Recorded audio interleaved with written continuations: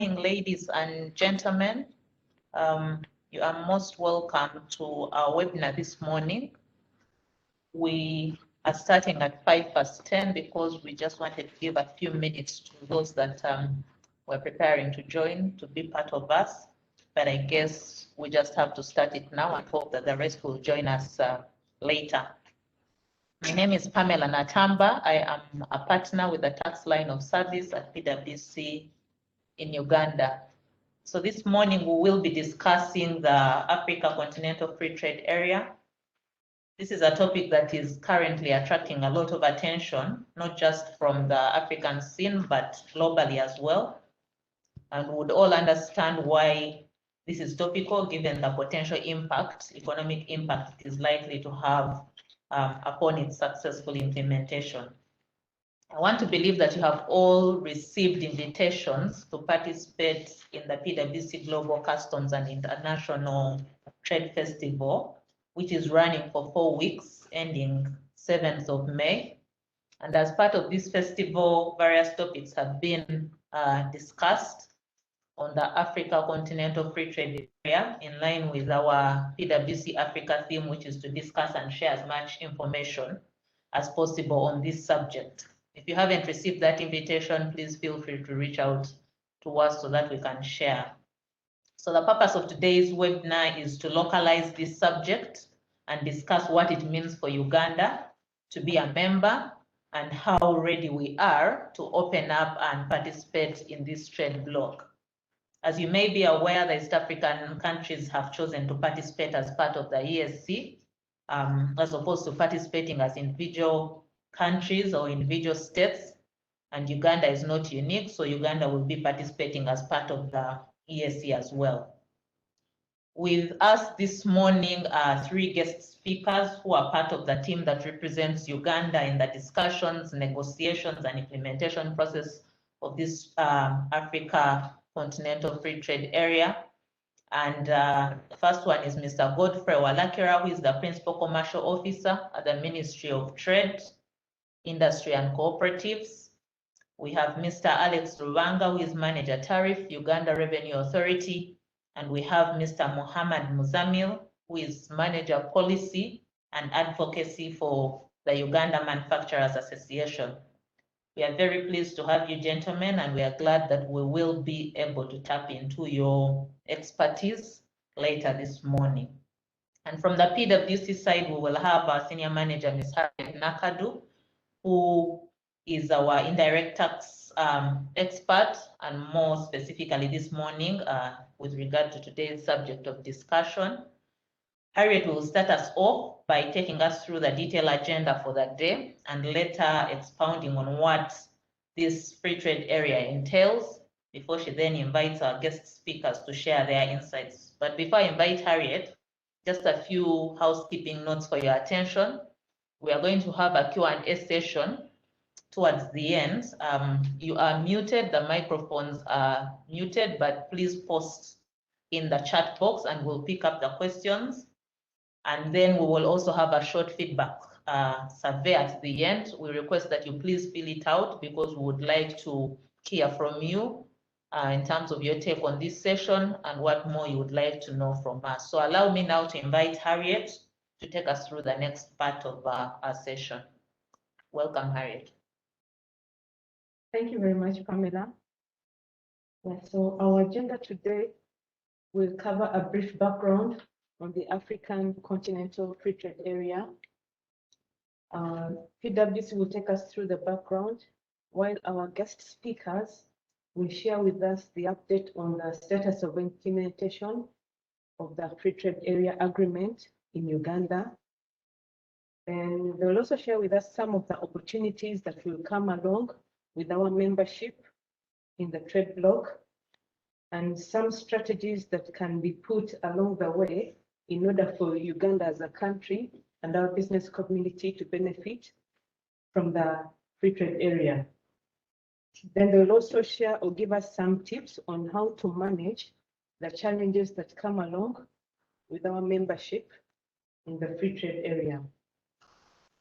Yeah, so starting off with our introduction on what is the African Continental Free Trade Area? So this is a trade bloc of 55 countries. Actually, it's supposed to be a trade bloc that brings together all the countries on the African continent.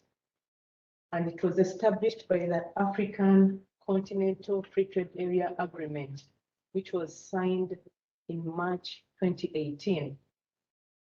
Yeah, so the objective of this agreement is actually to create a single wide continent market where we'll have a free movement of goods and services in Africa, as well as business persons and investments. So this is part of the African Union Agenda 2063, which we believe that the free trade area will develop into a customs union where we'll have an external trading policy with other members or countries that are not part of the bloc. So going down to the agreement itself, the agreement is made up of protocols.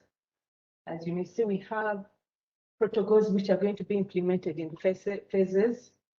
The first phase will have the protocol on trading goods, protocol on trading services, and another protocol on the dispute resolution process. Then in the second phase, we will look at the implementation of the protocol on investments, another protocol on intellectual property, and the protocol on competition policy, and also a protocol on the rules and procedures on the dispute settlement body. Now we find that under these main protocols, we have annexes, and below the annexes, we also have appendices, which together form part of the African Continental Free Trade Area Agreement as a whole. Yeah, so now bringing this down to Uganda, we are aware that Uganda signed the agreement, and we went ahead to deposit our instrument of ratification, I think sometime in September 2019. Yeah, so at that note, I would like to invite one of our guest speakers, Mr. Walakira, to share with us government's perspective on our readiness to implement the FTA in Uganda. Mr. Walakira, please. Yeah, thank you for the invitation, and thanks Pricewaterhouse for this engagement. In terms of government recognizes the importance of the Continental Free Trade Area in the agenda of industrialization. In terms of the specific question that has been raised, in terms of our readiness, as a country, we have been very active in the CFTA negotiations, based on the benefits we perceive as a country that we can see from the CFTA. In terms of the understanding of the Continental Free Trade Area, we have seen it as one of the strategic intervention for government to see, since we are doing industrialization at this level. But in terms of the readiness, start of trading at the CFTA level was launched on 1st January 2021. As you may be aware, in terms of the ESC, for trading to happen, there are other enabling instruments that must be present for trade to happen. And one of the key instruments, one of them is the tariff book, which we may call either the tariff for the CFTA.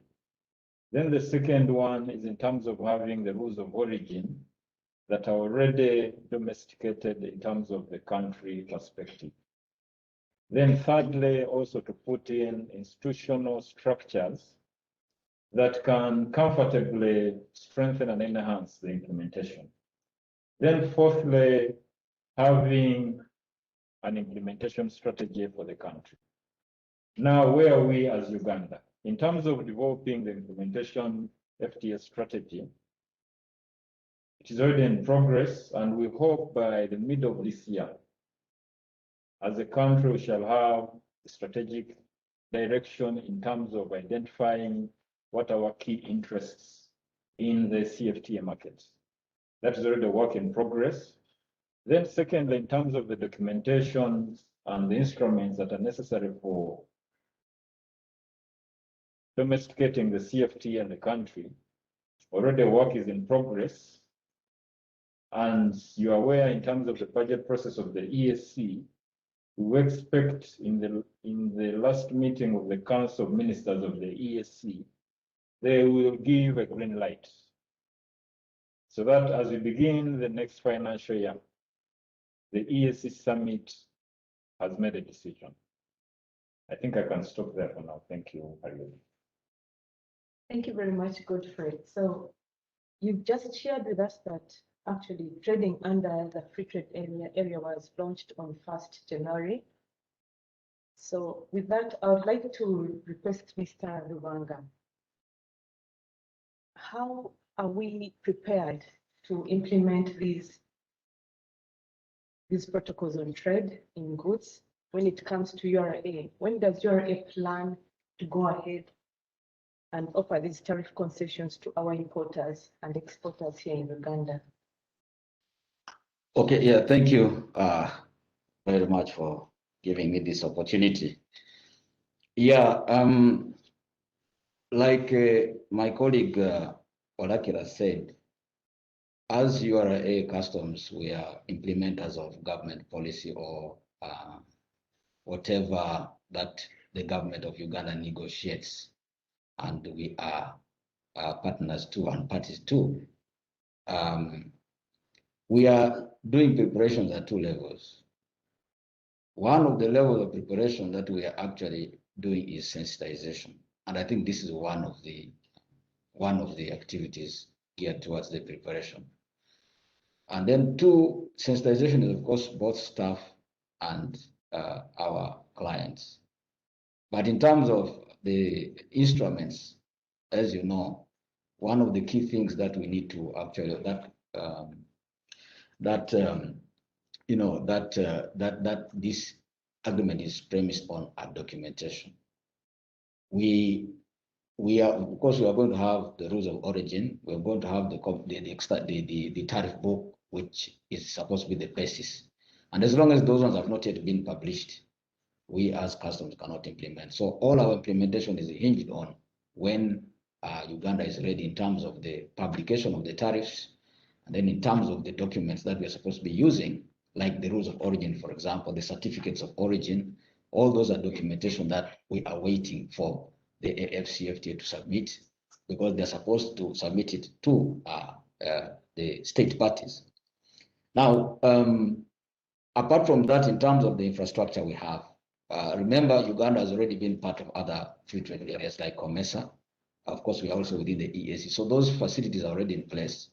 Like we already have transit facilitation mechanisms. Like we've got the electronic tracking, cargo tracking system. Now this is also going to be leveraged into the AfCFTA. We've got the aspect of transit bonds as a facility that we're already doing under the commercial trade regime that we shall just simply modify. I'm aware, of course, the AfCFTA through the Afri-Exim Bank is coming up with a solution in terms of the transit bonds. They're providing that solution. So those will just be plugged in. But also in terms of other trade facilitation mechanism measures that we have, initiatives we put in place. Plus, first of all, you need to note that at the beginning, most likely the trading will be with our immediate partners. And from the analysis, it has been established that trading with the DRC will be one of the most lucrative in terms of the our trading engagements. And then, of course, other countries within the neighborhood, within like South Sudan, of course, though it's in the EAC as well. And of course, our partners, South Africa is also considered to be one now. These can only, we can only trade with them when we've got the infrastructure, including the customs operating systems. Most of the countries in Africa are using Ascuda World, and most of the other solutions that the operating systems that are using can talk with Ascuda World.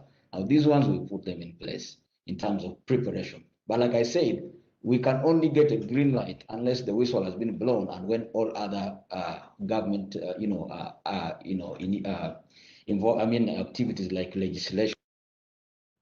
So those are the kind of preparations we have. Even in terms of the stakeholders we engage with, we have already engaged some of them through sensitization, preparing them. So those are the preparations that we have as customs. But of course, take note that much as trading has started in 1st of January, there's some other things that need to be completed, and that's what we are still waiting for before we can actually implement. But in terms of readiness, in terms of infrastructure, facilities, we already have.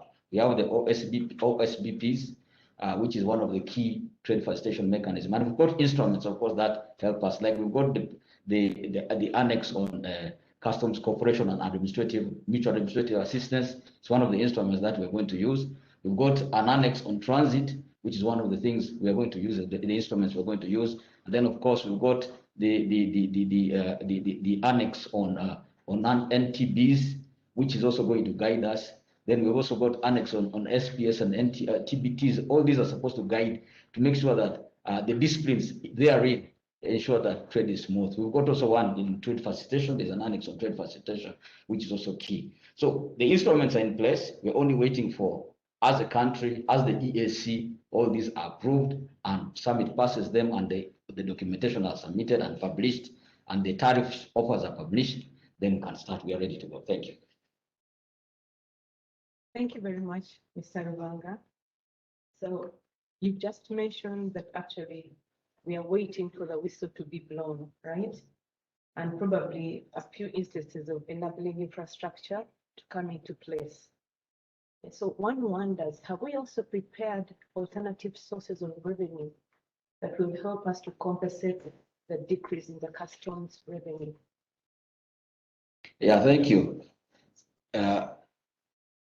Okay, my colleague can also answer that, and then I'll also come in. Walakira can say something. In terms of, that is a nice question. What we need to first appreciate, where is our trade in terms of Africa? So when you look at it in terms of the total imports of Uganda, you find 90%, so far the imports you have in Africa are originating within the preferential arrangements, where we have COMESA, we have EAC, and those for some parts of SADC where already the negotiations are gone on in terms of forming the tripartite. But when you consider the remaining part of Africa, which is in ECOWAS, that is the Economic Community of West African States, then you have the Maghreb, that is the region that is surrounding Morocco and Algeria, then some countries of ECAS, that is the Economic Community of Central African States, which is apart from the countries that are not in COMESA, those are the countries that are neighboring DRC, Congo, Brazzaville, up to the point of Cameroon. Then you have the West African Monetary Economic Union. So you find in terms of assessing where imports have been coming from the side of Africa, over the past 10 years, in terms of the figures, without taking out, and we say the non-preferential imports, what I mean, imports that are not under any preferential arrangement.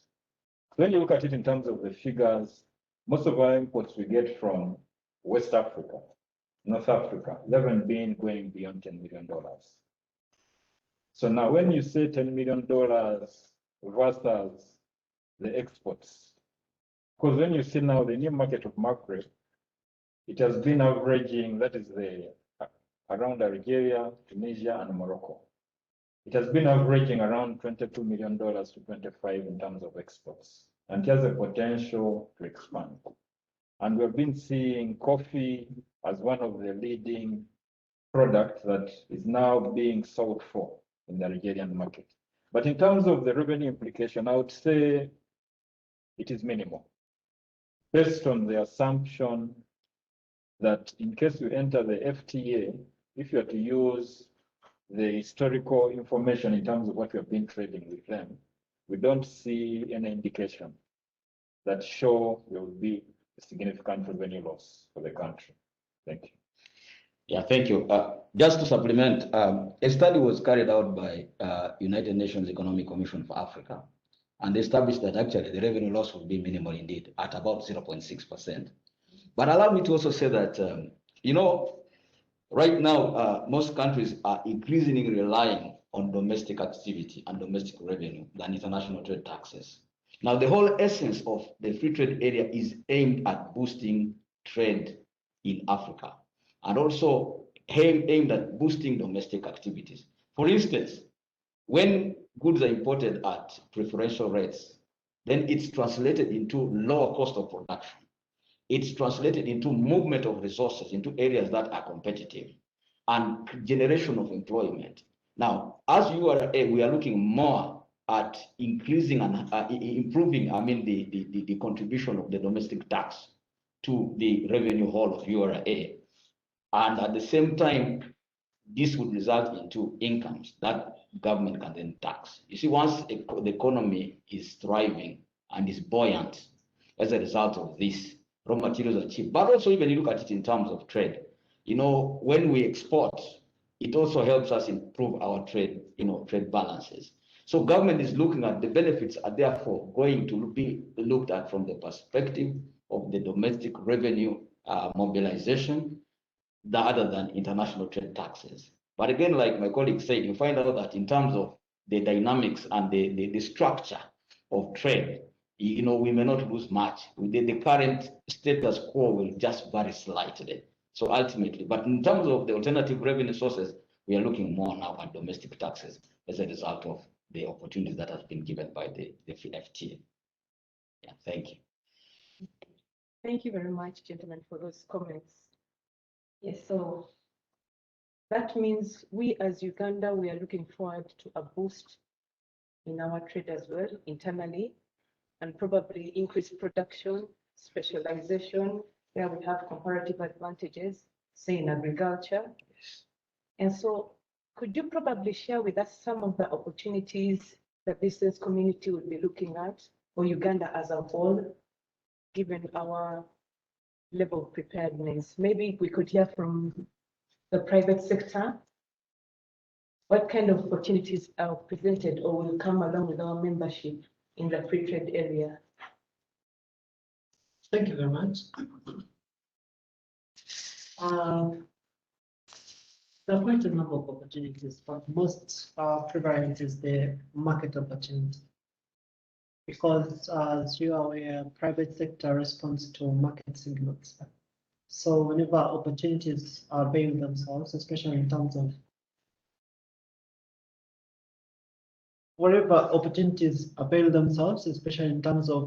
market access, then the private sector will always respond. And as far as we know, that with the opening of the wider African continental area, we see a lot of potential in terms of accessibility to many of the areas where we had previously not been able to access. So going as far as West Africa, for instance, duty-free, quota-free kind of arrangements would be a very good thing. And we believe that if these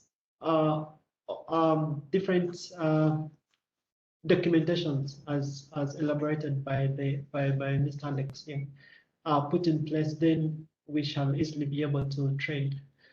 But allow me also say that private sector also locally needs to prepare itself for what is coming. Oftentimes we look at what is out there, but we don't prepare ourselves for what is coming.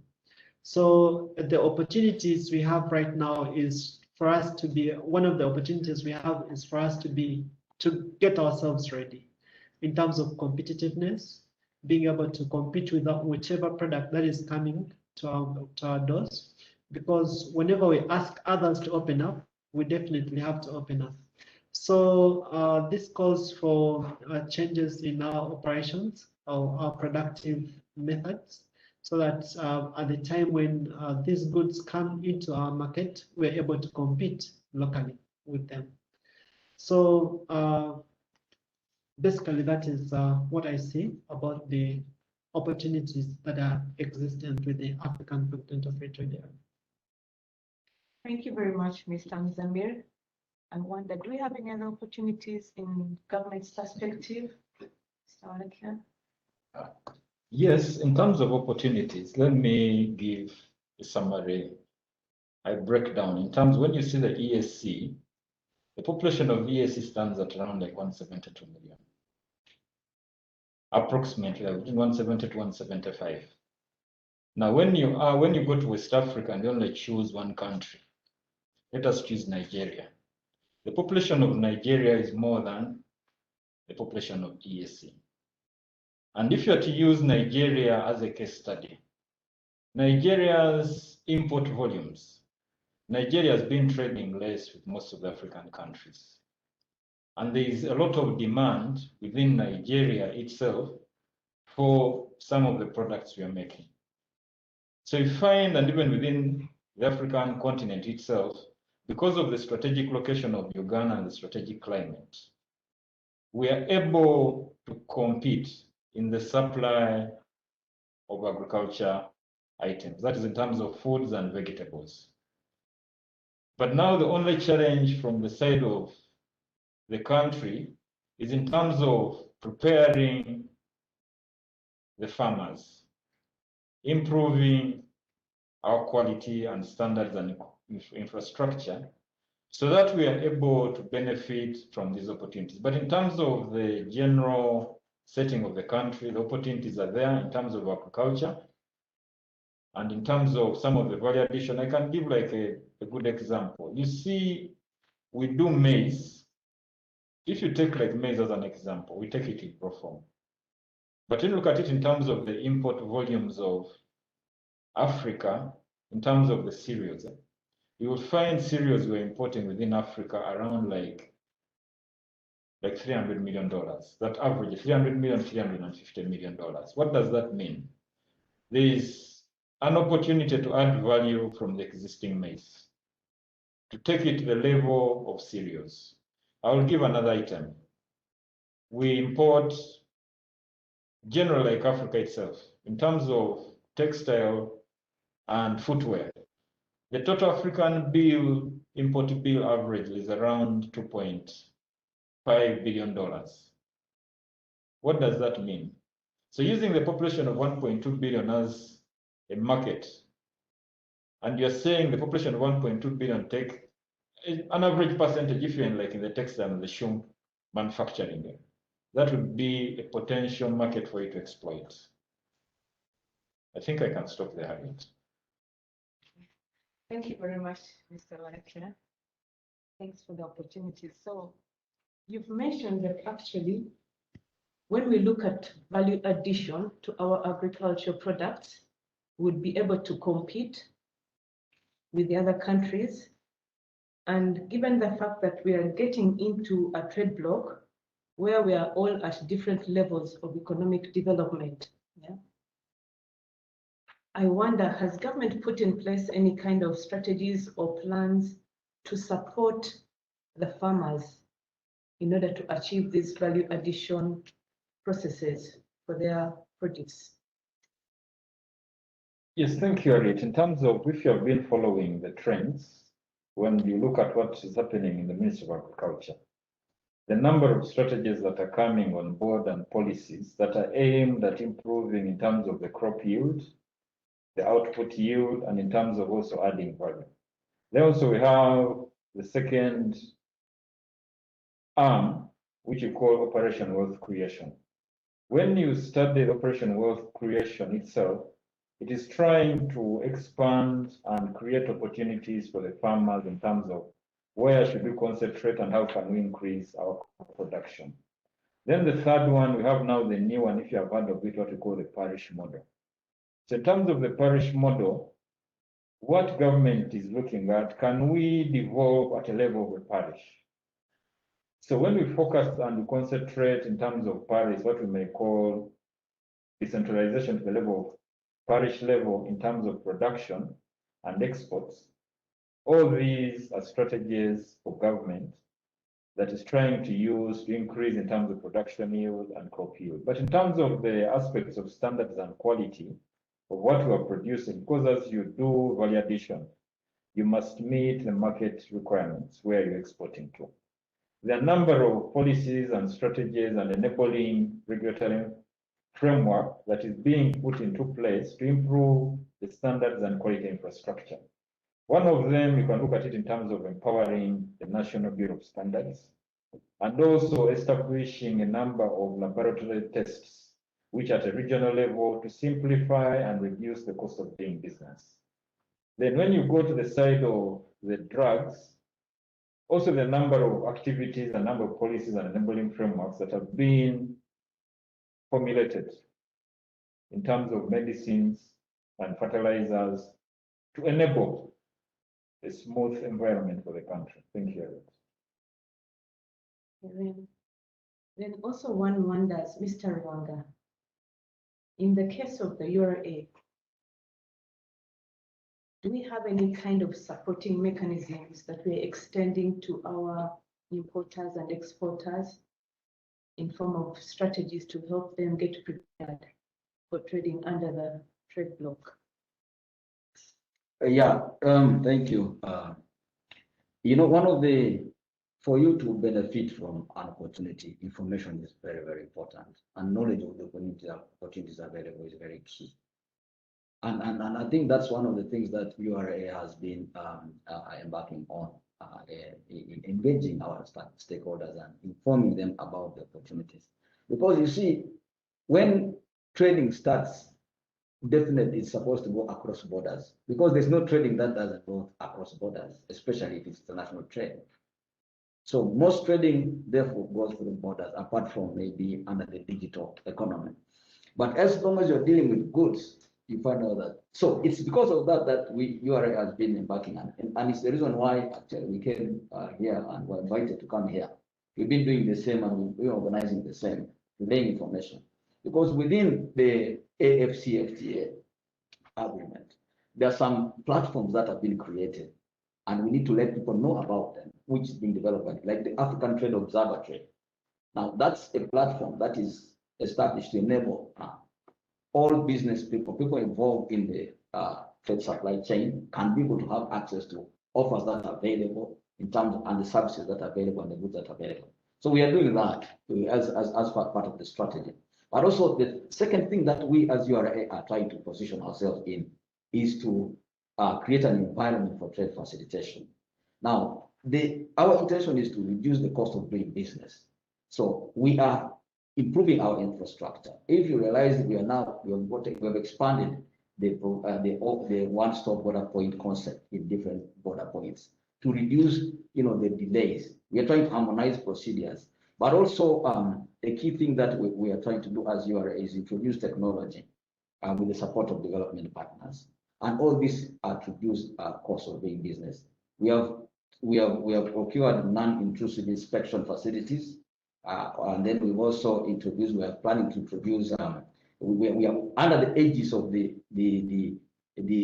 African Union Subcommittee of Directors General of Customs. That has been providing a lot of support of this. We are establishing a cooperative mechanism among Directors General of Customs for purpose of coordinating our efforts to benefit the business people, to therefore leverage into this. So those are the kind of strategies that URA is adopting. Yeah, but also we note that we are involved in policy formulation as well, and in the policy formulation mechanism, what we are trying to do also is to encourage policies that support the local man, the common man at the household level. So when we look at the policies that Walaki was talking about, the parish model, we were part and parcel of the discussions regarding that kind of model that's being introduced, because we know that the common man must be brought on board in terms of some of these opportunities that are being afforded to them. So for the time being, those are the kind of strategies that we are all in as far as URA is concerned. Thanks once again. So it's encouraging to know that actually URA is also supporting our traders to get or to position themselves for the new trading under the trade bloc. But I'm wondering, for example, in South Africa, we are told that the South African Revenue Services is encouraging importers and exporters who would like to trade under the free trade area to register with them for more personal support. Do we have that kind of registration, say in private sector or with URA or with the ministry, that are going on, where the trader who is interested has to express or register with the URA or any other regulatory body for support, one-on-one support? as they venture into these new markets.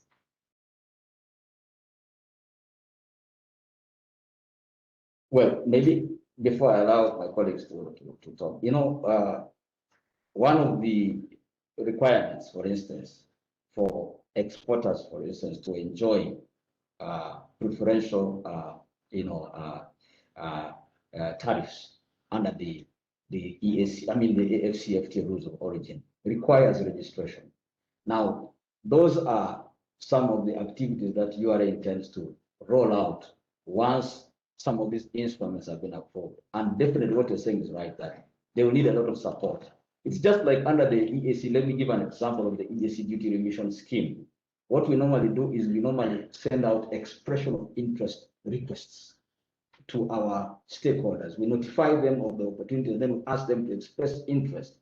So those are the things that we've been working with the UMA, for instance. And this is the same thing that we are going to do. We've come up with a plan, what we call a strategic plan for the stakeholders, for the business community. But it's just waiting for the instruments to be, published, submitted, passed by government, and then once that is done, some of these requirements that you're talking about are enshrined in those procedures, and it's obvious. Indeed, what you're saying is right. And right now, as you know, we cannot give them support because trading has not yet started. But we tell them about the opportunity, but for sure, the moment these provisions come in, they can be registered. However, it's something that we can take on in terms of actually beginning to notify them, and those who are interested, you can actually invite them and actually give them an opportunity of giving them support and ask them to register. It's a very good idea, which I think is welcome as well. Thank you. I don't know whether my colleague wants to comment on that. Yeah, I think on our side it's work in progress, and this is something that we've been doing with government from the private sector point of view. But most often it's government which has to take the first step. That private sector, like I said, responds to signals. And one of the things that we are actively engaging with government is the issue of handworking. But we often have government going into discussions with other governments, but rarely do we see private sector tag along. So this time around, we're advocating we are in talks with government to have handworking sessions. That whenever we have contingencies of government going to foreign destinations, they go with private sector. Then the other things that, of course, that speak to market penetration are things that have to do with export guarantee. This is something that we are also pushing from the private sector point of view. You know that most of our markets are volatile. When you look at areas surrounding us, the DRC, South Sudan, the Central African Republic, most of these ones are volatile. And one of the things that we are working together with government is to see how best we can operationalize an export guarantee scheme.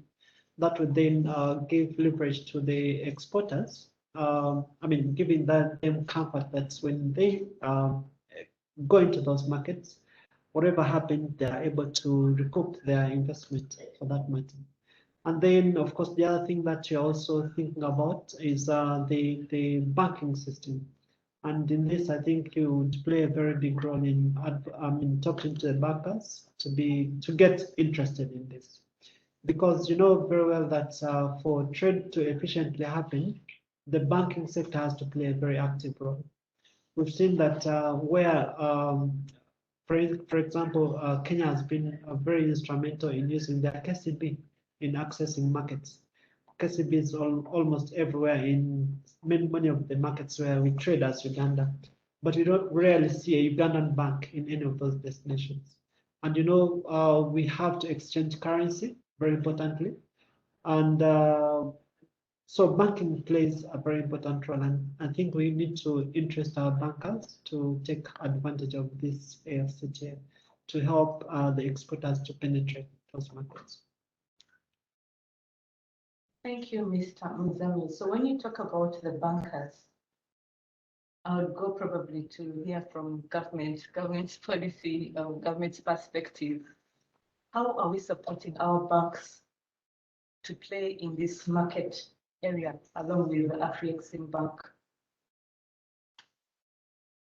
That's a very interesting question.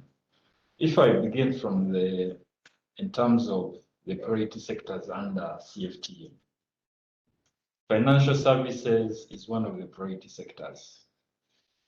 Then you have tourism, communication, business services, and transport. So when you look at it in terms of what the African level itself, there's already a commitment to make movements in the domestic regulation that is hindering the performance of these priority service sectors. But in terms of the bank, you know, the central bank is mandated with the prudential requirements to ensure the banking system is working together. Let us not look at the Exim Bank as a competitor to the commercial banks. Because normally in the normal business, both of them would play a part. As if I was in private, my accounts are in a commercial bank. And if I'm to make any transaction, an export or an import transaction, I'll be using my normal, the system I've been using normally. What the Exim Bank is trying to do is just trying to assist in facilitating and reducing the cost of settlements between currencies so that that cost is reduced. Let us not look at Exim Bank as a bank that is out competing, that is going to lock out commercial banks. Yeah. So it is not going to be a monopoly.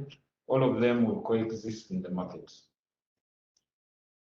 Okay, thank you. Maybe back to the private sector a bit. We wonder what is the field or what's your assessment? Are the manufacturers showing any interest in trading in this wider market, or the business community as a whole? What's your kind of assessment? How do you feel what is coming from your members? I would say that it's a mixed feeling. Yeah, you see, the ESC has given us a lot of lessons. Looking at what is happening right now with its reality that we're having blockade of most of access to our regional markets. You've seen the closure of borders with Rwanda. You've seen how Kenya has been, behaving lately. You've seen now the insecurity in South Sudan, Tanzania and their policies. So it has given us a lot of lessons. And to this, like I said, there are mixed feelings from the manufacturers. There are expressions of pessimism, but again, there are also expressions of a lot of enthusiasm. But as one door closes, the ESC could close, although the government is doing a very tremendous job in making sure that these doors open again. But we're looking at opportunities elsewhere. So they are really enthusiastic. There's a lot of enthusiasm in what the Africa Continental Free Trade Area could offer, and as far as the market access, especially outside the ESC. So our lessons from the ESC could be a very good stepping block for us to be able to then prepare better with the Africa Continental Free Trade Area. But without a doubt, we believe that government has to play a very important role in ensuring that in our negotiations, especially at the AfCFTA, we do not have the challenges, or we do not have the same challenges that we have with the with the ESC. So once that is put in place, then I think we're good to go.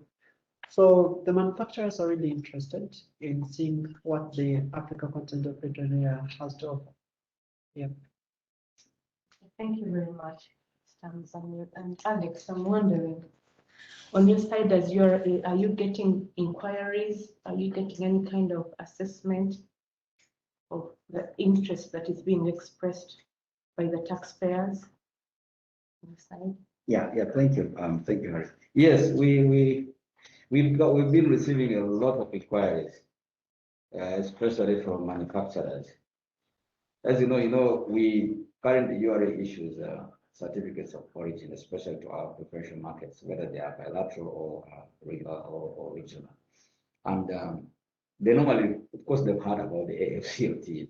And so they raise a lot of questions and they are so much interested in most of this. And like Muzammil said, with the experiences we are having with some of our neighboring countries, most of the traders are trying to ask for opportunities that are beyond the EAC, for instance. So it's true, they're actually making inquiries about that. And even when we visit them, because we have in our work methods, one of the things that we do is to engage our taxpayers, especially manufacturers and even exporters from their premises. So there is these issues, and they're showing a lot of interest.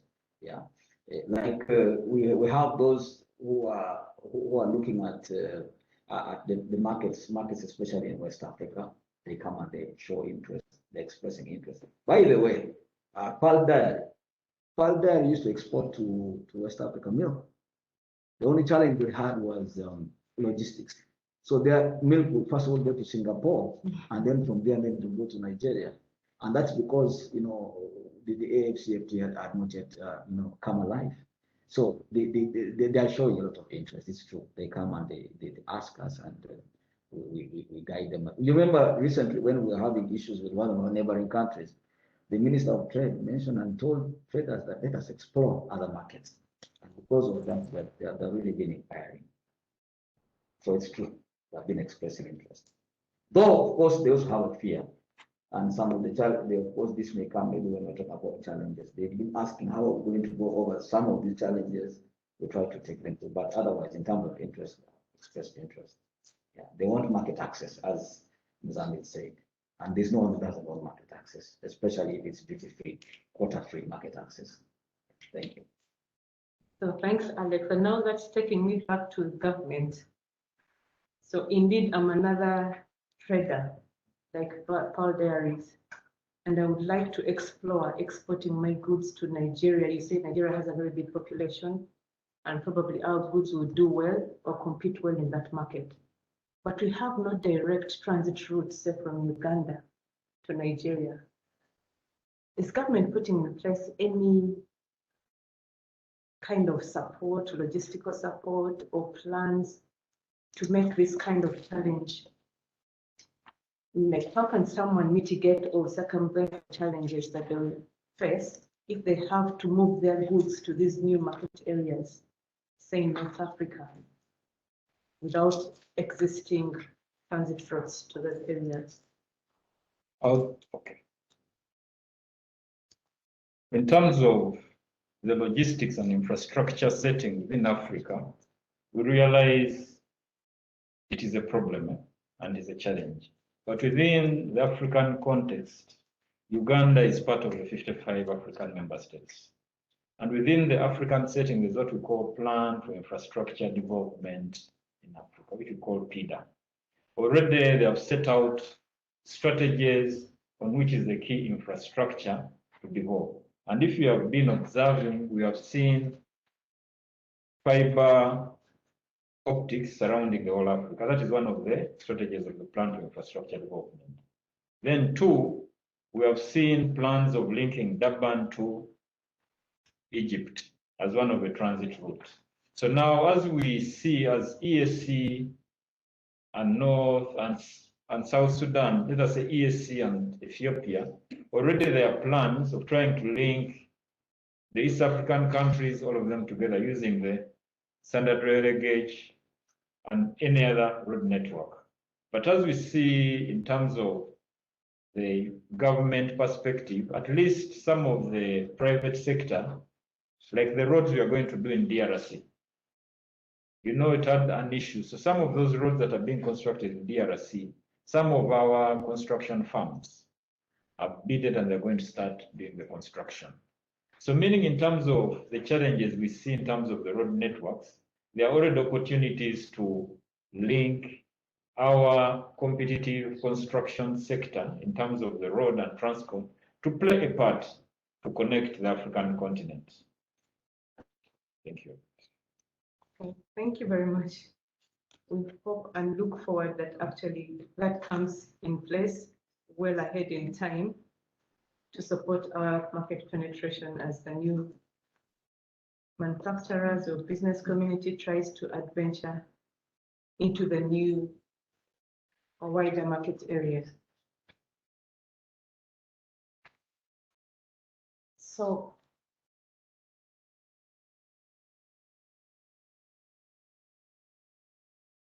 now going back to the URA,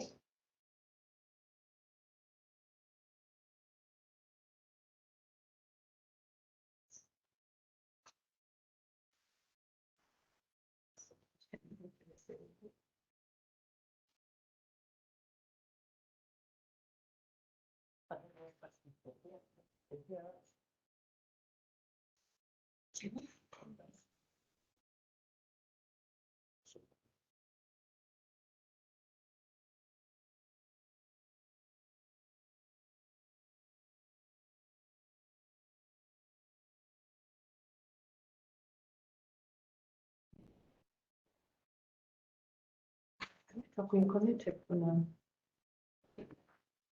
we connected onto the phone as well. We also have a cable and standby. Yeah. Okay, so Sorry we about apologize. that, guys. Just a technology hitch, but I hope you can hear us. Just text in the chat to confirm that you can hear us, please. Okay, so thank you very much for that context so far. Now, I was going to move on to Mr. Rwanga in terms of the URA. We are already aware that Uganda belongs to a number of regional economic communities, and now we are adding FTA onto our plate. So one wonders, what kind of challenges are we going to face, or how do we plan to mitigate challenges of deciding which regional economic community would be given priority over the other in this case? Okay, thank you, Harriet. Yeah, now let me begin by saying that under the principles that established the AfCFTA, one of the things that was recognized is the preservation of the acquis. Now, the preservation of the acquis provides that the current regional economic, arrangements still exist. Even right now in Uganda, you will notice that much as we have the EAC, we are still trading with COMESA. And not only are we trading with COMESA, but we're also trading with the EU. So, of course, at the end of the day, one of the key reasons why the AfCFTA was established was to deal with the issue of multiple membership. A concept that most of you may be familiar with, about the spaghetti ball concept. So the beauty of it, though, is that this arrangement affords the trader to choose which market that he wants to access. So it doesn't do away with the acquis, but of course, ultimately, like you said at the beginning, that we intend to come up with the African customs union where we have a common external tariff. But for the time being, as one of the principles enshrined in the AfCFTA agreement, is that we must preserve the acquis. So it's the only challenge probably would be in how we prepare the customs officers to be able to interpret the different documentation, but otherwise, and also to inform the importers on which market opportunity is where under which trade regime. And I think that is one of the things that is manageable. As we've been doing it right now, as I was saying. So I think that's what I would say for the time being. Yeah. Then maybe quickly to the private sector, Mr. Mzamiri, what kind of challenges are you anticipating when we start trading under the free trade area? Okay, to us, the most important, the most crucial challenge is our ability to be able to compete. Our competitiveness is the biggest challenge. But other than farm level competitive kind of arrangements, we also have the macro competitiveness. Macro, what I mean by macro is the wider economic, from a wider economic perspective, those activities which are beyond the scope of an individual farm. I'll give an example of the cost of conversion. So most of the issues that surround the cost of conversion or the cost of doing business do not actually fall within the precincts of the individual farm. We need, for that, that's why we need government to play a very big role in ensuring that these costs come down. Costs that relate to electricity. Comparatively, you find that our electricity, the electricity tariff in Uganda is quite high. Is quite high compared to the rest of the continent, where most of these products are likely to come from. Egypt, for example, has power at about 3 US cents, while Uganda still has power at off-peak of around 8 US cents. So we have quite a very big cost in terms of power. Our tax system, again, also has to play a very vital role, our tax policy, in ensuring that whatever we do, our tax system does not impede our level of competitiveness as well. Issues to do with the financial, the lending rates, for example, the access to finances and the rates at which these finances are accessed also is a very important thing. So these are some of the challenges that are beyond the scope of the farm. Otherwise, the farms can always adjust based on the cost at the macro level. So once these are tackled, then we are good to go. Then the challenge, again, the other challenge is the logistics, the supply chain or the distribution chain. Let me call it the distribution chain. The movement of goods from Uganda to the rest of the continent. So that still remains a very big challenge. And as long as we remain a landlocked country, that is naturally challenged, and we need to find ways of how we can change that into an advantage. So that is one. And then, of course, like I said, the supply chain, the access to raw materials. So we still have a big challenge, especially COVID times, as you may have had. We've had to deal with the lockdown of the rest of the world. So we need to think outside the box of how best we can deal with such challenges of supply of raw materials, for instance. So these are some of the things that we have learned over time, and once these are tackled, then I think we are good to go. Yeah. Thank you very much, Mr. Samuel. Maybe quickly to your end, Mr. Rubanga. We've, I think, mentioned the issue of language barriers, because now a trader here in Uganda would like to export their agricultural goods or produce to a country that has a totally different language that they use for their trade and economic activities.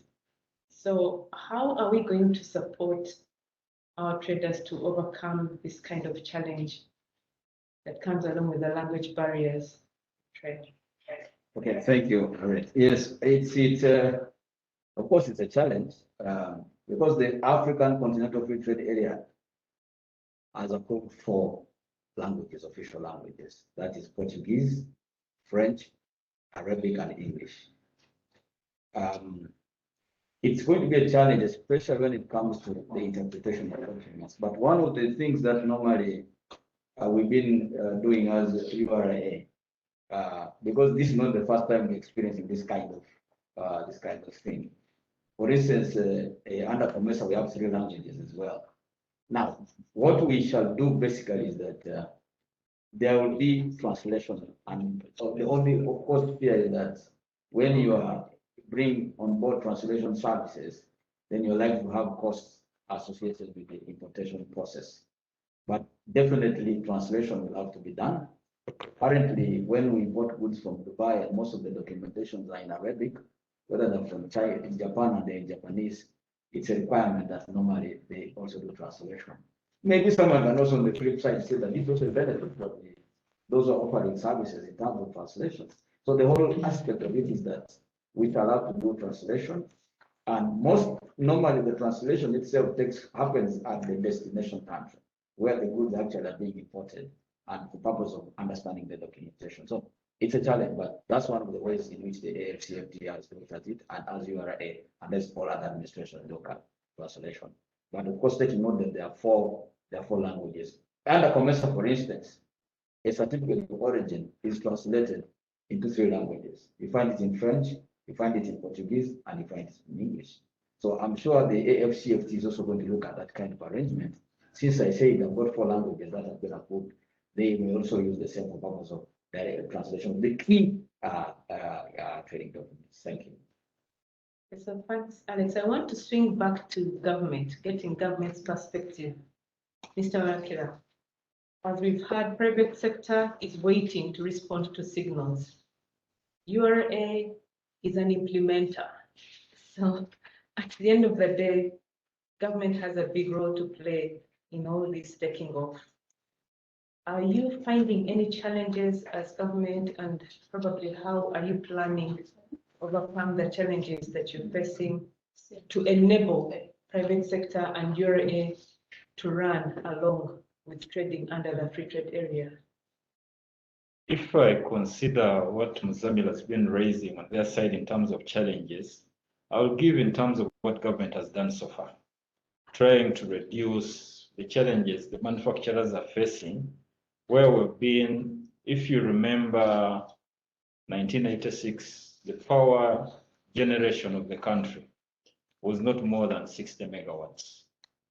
But as we talk now in 2021, the country is overproducing to the extent of 1,200 megawatts. So the reason why government is over-investing in power generation is trying to see how best the cost of production, the cost of power the manufacturers are getting at 11 cents, it can be reduced to the understandable competitive price. Either at 4, because the president is committed at giving power to the manufacturers, I think it is at 5 cents. And already developments have gone in terms of power generation reducing the cost. We have seen in terms of the big manufacturers, the big consumers, they're getting a subsidized rate of power compared to the household consumers. In terms of the logistics challenges we are facing in terms of Africa, at least Uganda, we are blessed. We have revived our Uganda airline. And at least now we have managed to buy 2 big planes. And in terms of buying the 2 big planes, these are the planes now we are going to use to try to penetrate the African continent. And when you look at it in terms of the strategies of Uganda airline, one of the markets, because you saw many Ugandans were moving to South Africa. South Africa airline stopped. Now, we don't have any link going to West Africa. The only links that are there are mainly Ethiopia, Rwanda Air, and Kenya Airways. And in terms of the plans of Uganda Airlines, they have already highlighted Ghana as one of the strategic area where they're going to have direct flights from Uganda. So in terms of the networks, infrastructure, they are being sold in piecemeal. But when you come in terms of the road infrastructure and the rail network, you have seen developments that are coming within the regions where we're trying to have interlinks between regions. So in terms of the challenges, government is doing its best to address some of these challenges, even though some of them still remain. But government is committed to address and at least to make Uganda competitive in the CFTA. Because Uganda's interest in the CFTA is to have exports being sold.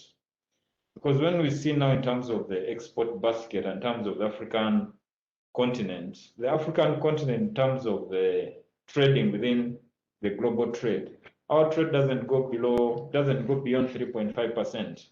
So you take the 3.5%, of the 18 trillion that is being traded globally, take off 3.5%. That is what Africa contributes to the global world.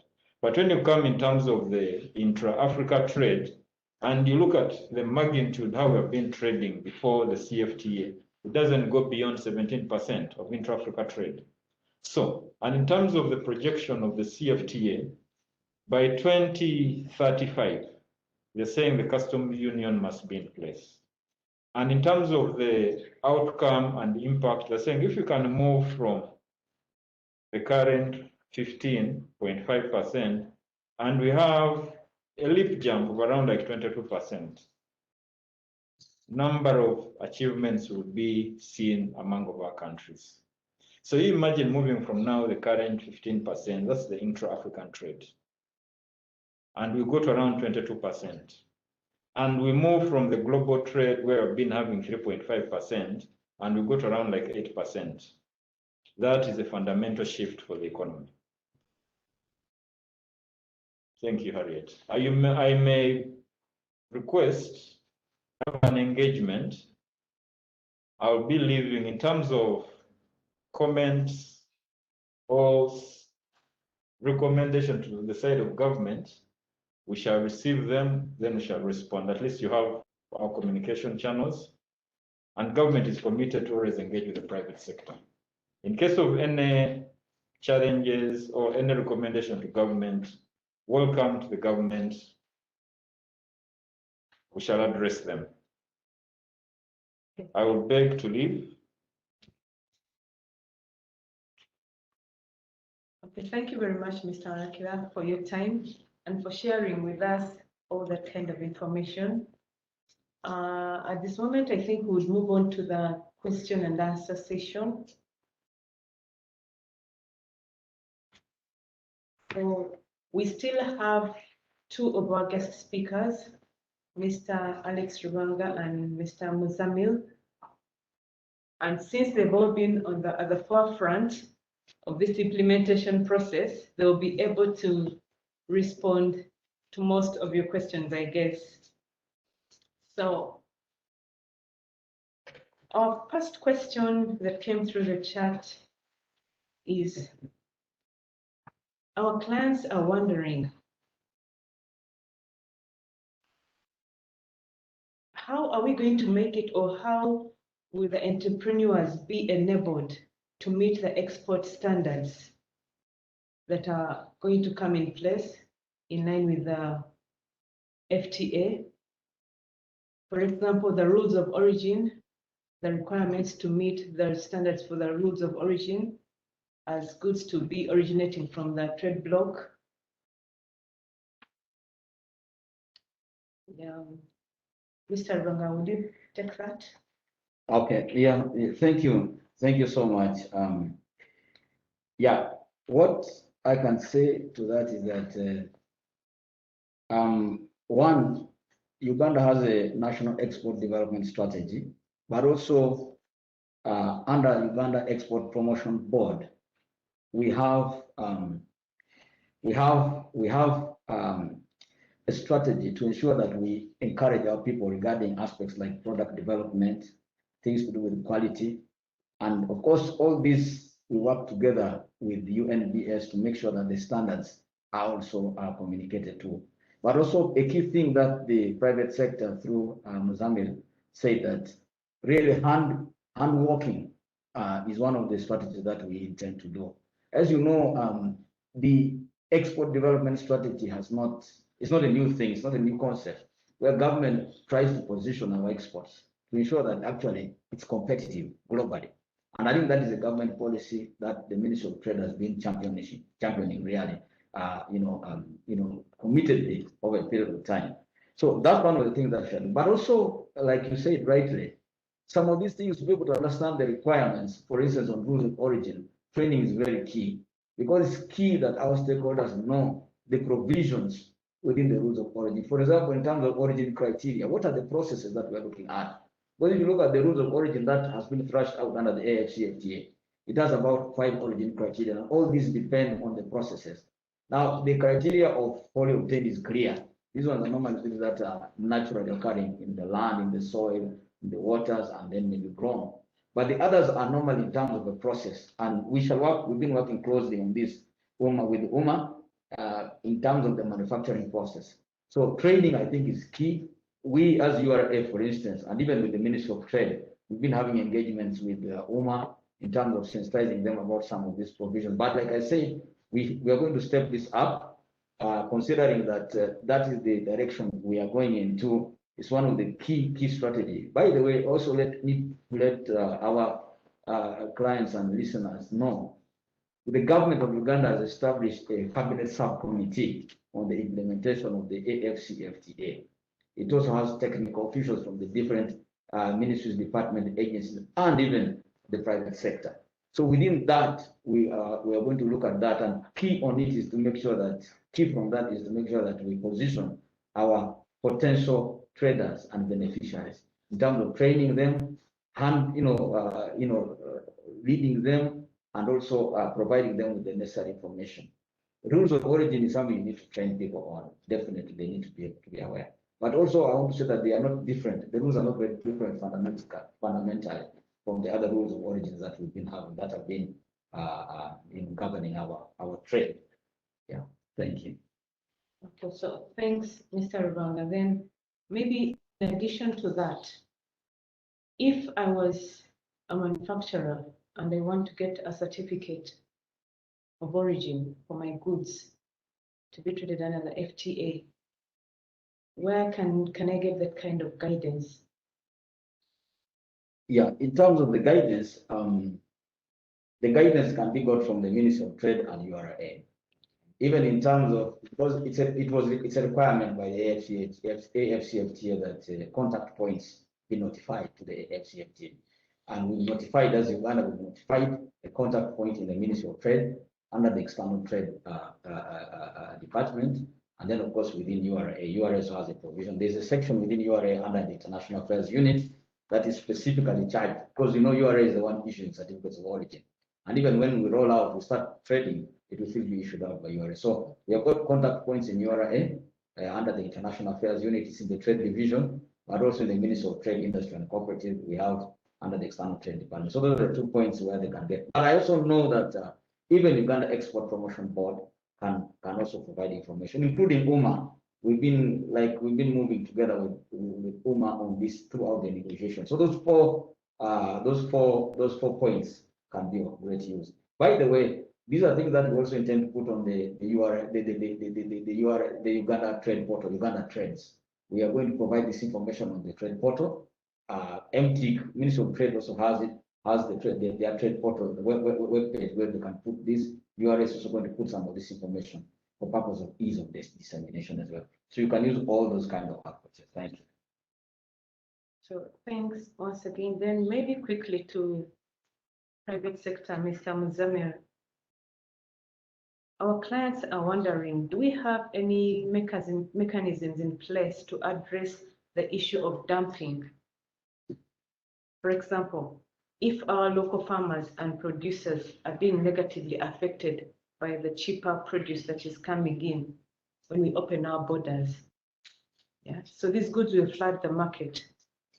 How are we protecting our own goods against dumping?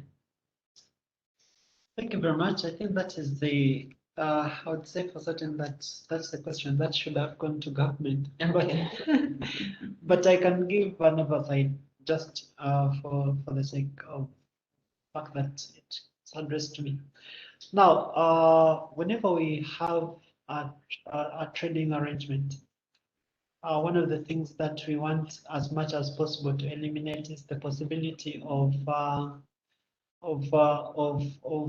finding how do I call it, loopholes in the implementation that would deter your trading partner from accessing your market. Like I said, one of the things that we need to do, and more importantly so, is to prepare ourselves to be competitive. Now, dumping would mean that we're either not competitive enough against whatever is coming from outside there, or our trading partners are implementing something, or they're doing something else that is that makes them extremely competitive, that then would necessitate our government to react to it. For example, if the products are coming from a country that highly subsidizes the production process, then we are allowed to put in place what we call countervailing measures that can make or that can countervail the level of subsidization done in the other economy. For example, if let me give an example of tomatoes coming from which country can I make that? Okay, tomatoes coming from DRC. So DRC puts in place has a subsidization strategy that ensures that the farmers only incur 50% of their standard cost.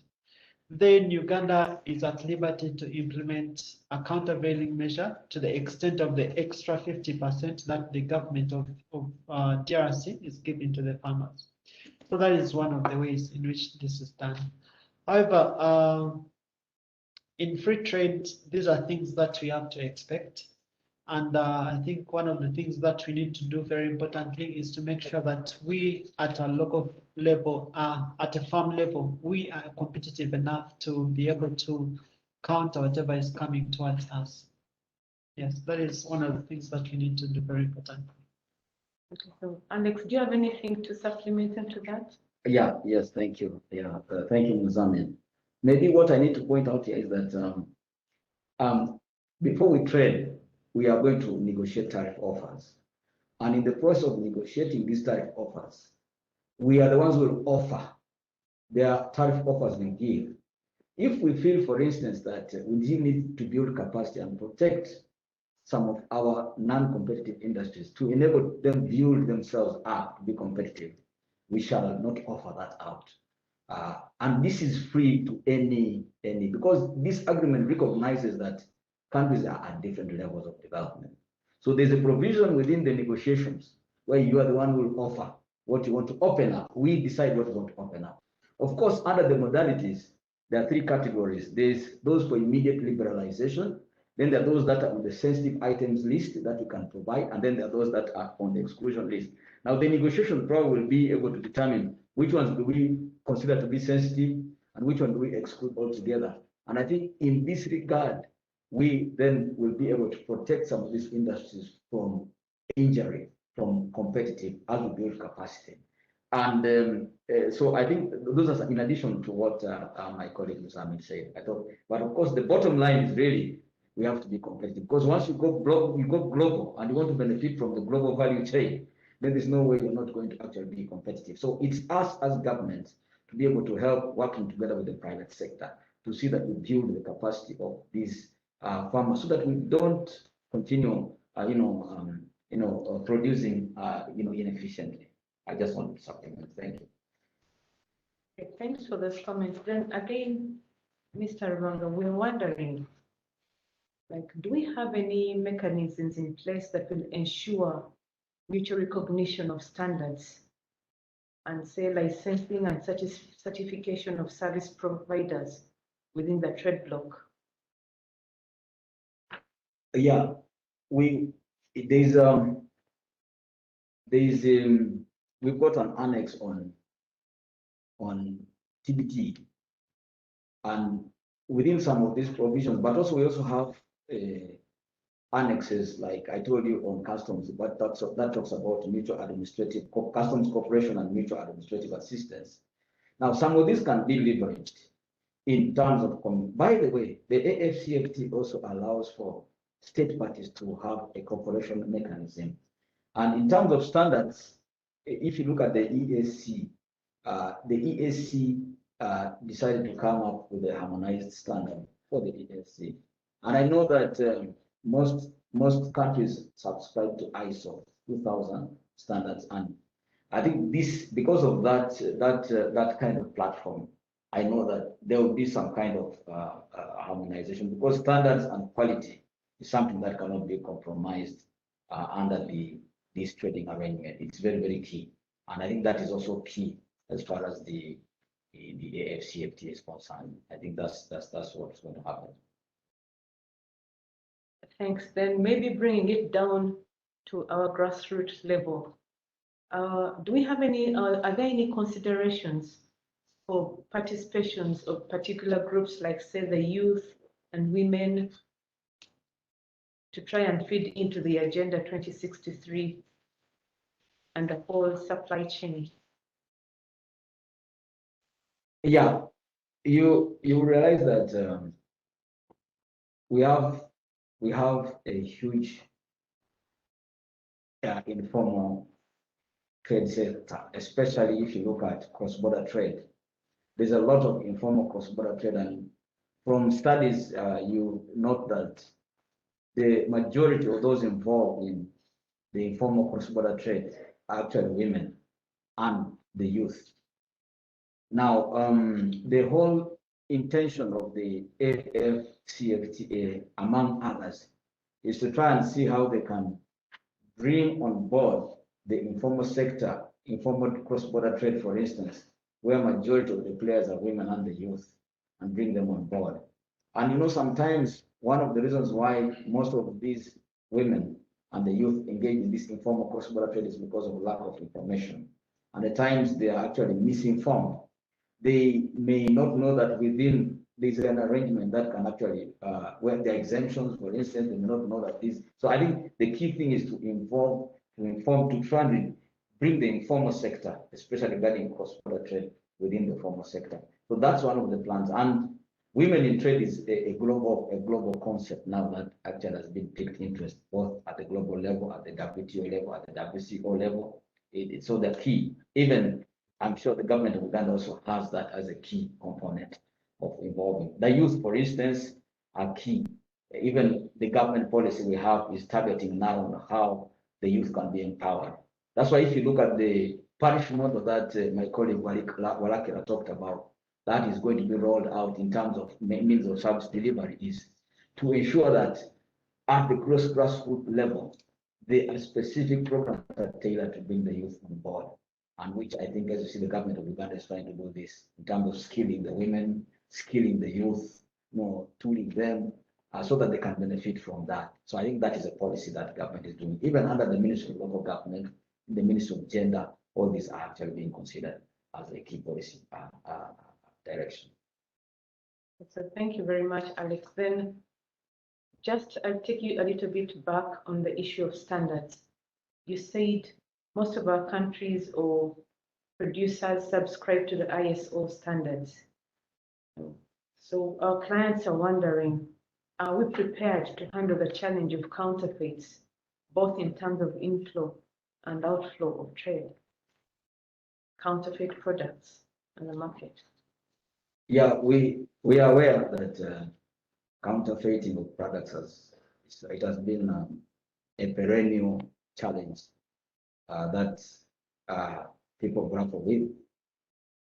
But the beauty, though, is that under the AfCFTA, you realize that most of the products that Africa will trade in are not the products that tend to be counterfeited much. Most of these counterfeit products that are, swarming our countries tend to come from countries like China, most of them. And that's why we are strengthening, government has strengthened the capacity of Uganda National Bureau of Standards. It has been strengthened, not only in terms of border controls. As I speak right now, for the sake of our listeners, they should know that we have UNBS and URA working closely at the borders. Like we say, trade is at the border. There are listed items that we've agreed with UNBS that these are not cleared without the input of UNBS. But also, there's an enforcement mechanism that the UNBS has put in place to be able to enforce the implementation of that. But also, the laws, I think government is coming up with stringent laws in dealing with counterfeit. So, but within the act of the UNBS Act and the different legislation regarding that is being done. So I wanted to say, at all the border points, we have UNBS staff, so work closely with them, even under the Uganda electronic single windows. Customs, for example, can't release anything unless UNBS gives it a go ahead and they're qualified based on the standards that have been agreed. Yeah. So thank you very much, Mr. Rubanga. And I think in the interest of time, we will be happy to continue receiving your questions through the chat and we'll respond a little later. So as of now, I'll hand over to Pamela to close our session today. Okay, thank you so much, Harriet, and Mr. Alex Rubanga, Mr. Mohammed, and also Mr. Walakera, who left us a while ago. We really do appreciate the time you've taken out to come and demystify some of these issues. You know, we've been hearing this Africa Continental Free Trade Area. You know, it's been a debate in a number of circles. There's been a number of webinars that I have personally attended, both at an East Africa and Africa level. And it for us as PwC, we just thought we need to bring it home for our clients. And we are glad that you made the time and have been able to sufficiently respond to the questions that have been raised. And I believe that our clients and us here have a better understanding of where we are at as a country, how this is going to impact us, what are some of those things that we need to start thinking about as we prepare ourselves to be part of this exciting initiative. So I really want to thank you so much for making the time to be with us this morning. To our participants and listeners, we really appreciate the fact that you managed to put aside your busy schedules and be part of this. We noted that we didn't have as big a number as we expected because over 100 people registered to attend that this webinar, but I guess for one reason or another, they did not make it. That said, we are happy that those that managed to attend have been able to listen in and perhaps have gained some useful insights from this. Harriet, thank you for running with the moderation. We do appreciate, and the rest of the PwC team that is on here. Thank you very much for making this successful. Just to remind you that I would like you to respond to the survey so that we can hear your feedback on this session. How useful it's been, if there's anything else that you would like us to address in future.